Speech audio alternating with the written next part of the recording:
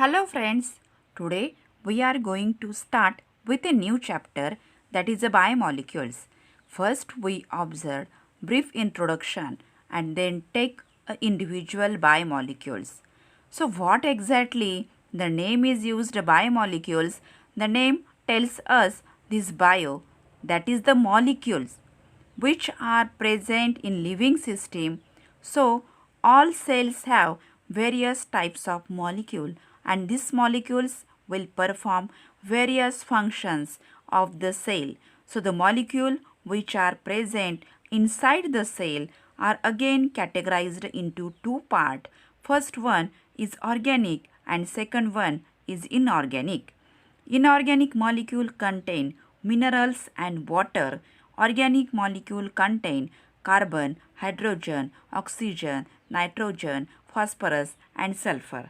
Therefore, definition of biomolecules are the lifeless molecules which combine in specific manner to produce life or control biological reactions.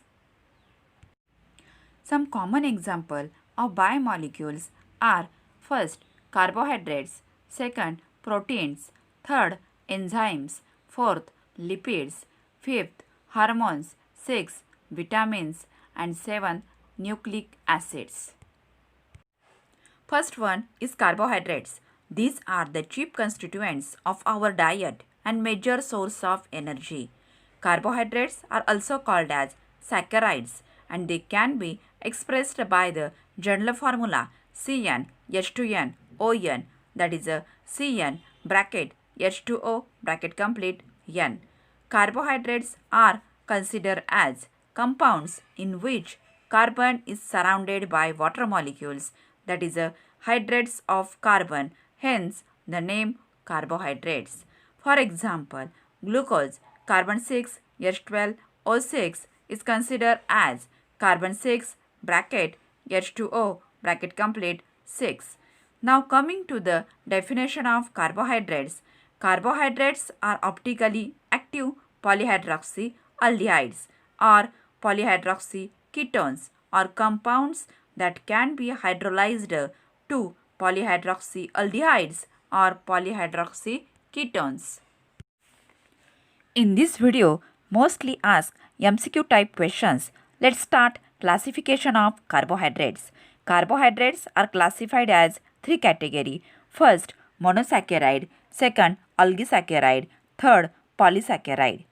Now coming to first one, monosaccharide. Mono means one, saccharide means sugar. These carbohydrates cannot be further hydrolyzed into smaller unit. As the name suggests, they made up just one saccharide unit. Simply put, it is not used water to break down a smaller unit because these are the smallest unit. For example, glucose and fructose. They can be further classified as depending upon functional group. First one, aldoses. They contain aldehyde group in their molecule. For example, glucose. Second one, ketoses. They contain ketonic group in their molecule. For example, fructose. Now, let's start another type of carbohydrate is oligosaccharide. An oligosaccharide is a carbohydrate which on hydrolysis gives 2 to 10 monosaccharide unit. They are further classified as disaccharide, trisaccharide, tetrasaccharide. First one, disaccharide. The carbohydrate which on hydrolysis gives 2 monosaccharide unit. For example, sucrose. Sucrose on hydrolysis gives one glucose unit and one fructose unit, which are two different monosaccharides.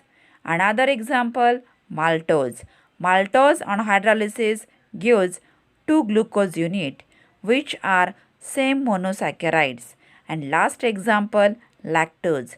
Lactose on hydrolysis gives one glucose unit and one lactose unit. Another type of oligosaccharide is trisaccharide.